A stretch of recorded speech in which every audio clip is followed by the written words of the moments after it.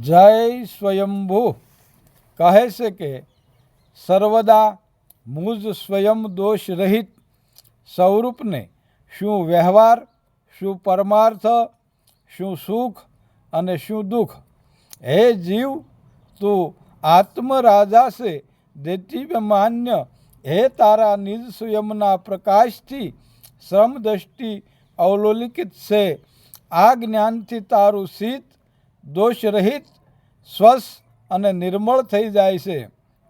આવી સ્થિતિવાળાને હર્ષ, વિષાદ, સુખ, દુઃખનો બોધ થતો નથી. આવી સ્થિતિવાળો મનુષ્ય હોય તેની પારખ આવી રીતે થાય છે. તે સ્વયંમાં સ્થિત હોય છે, તે આત્મજ્ઞાની છે. આત્મજ્ઞાની સમસ્ત વૃત્તિઓ અખંડ તત્વ નિરાકારને પ્રાપ્ત થાય છે. તે સર્વના દર્શન આત્મદર્શનથી કરી લેશે.